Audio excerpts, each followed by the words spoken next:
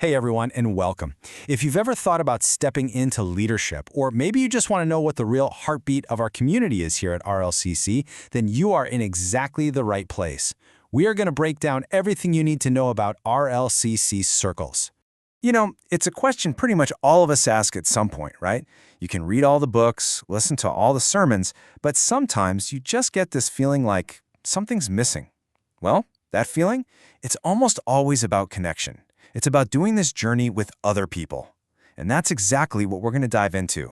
And this right here, this is the whole foundation.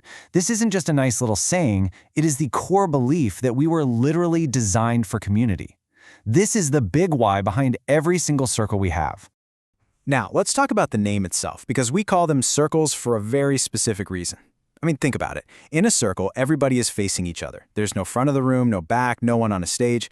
It completely changes the dynamic from just being a passive audience to being active participants. It's all about creating that safe space to connect, to encourage, and yeah, even to challenge each other, but always in love. Okay, so what does a circle actually do? Well, here's the beautiful thing. Community is not a one-size-fits-all deal. Different people need different things at different times. So let's break down the different kinds of circles you could lead. So, check out the variety here. First up, you've got share groups. That's all about honest conversation and really learning to listen with empathy. Then there are help groups. These are for when life just gets tough and you need that core group for support and prayer. Study groups. Well, that's for all of you who love to just dig deep into God's Word. Life groups are all about discipleship, just doing life together day in and day out.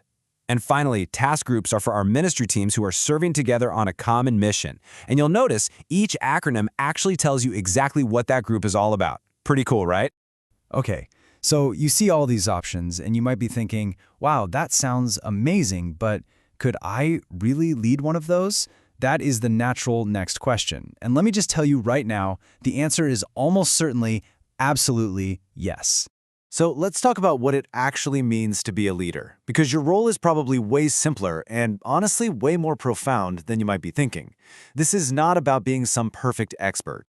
This slide, this is so important. We got to bust some myths about leadership. You are not expected to be a perfect teacher or an expert theologian who has all the answers. That's not the job description. Instead, a leader is just a fellow traveler. You're on the same journey as everyone else. Your job is to be a creator of a safe space. And most importantly, you're just someone who continually points people back to Jesus. It's about being a facilitator, not a lecturer. Okay, so what does that look like practically speaking? Well, to make leadership even easier, every single circle, no matter what type it is, follows this simple, really powerful rhythm. This is the core practice you'll get to lead every single time you meet. And here it is, 3 simple words: eat, share, pray. That's it. So simple, but man, it's powerful. You start by eating together. I mean, sharing a meal has been building community for thousands of years. It just works. Then you move into a time to share, and that's really the heart of the meeting, where you connect on a deeper level. And then you close by praying together, bringing it all to God. This simple framework, it's the engine that makes every single circle run. So we've covered the what and the how, but let's finish up with the most important part of all, the why.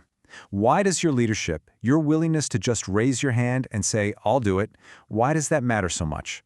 Here's your ultimate purpose. You're a cultivator. Think of it like a gardener. You create the environment. You tend to the space. And in that safe space that you help create, people can have a real experience with God, build authentic community, and grow in their faith in ways that, let's be honest, just can't happen when we're on our own. And it all comes down to this. By just faithfully showing up, by guiding your circle through that simple rhythm, you are taking part in something with eternal significance. You're helping people grow into disciples, people who follow Jesus more closely, who love others more deeply, and who serve the world more faithfully. And really, what could be more important than that?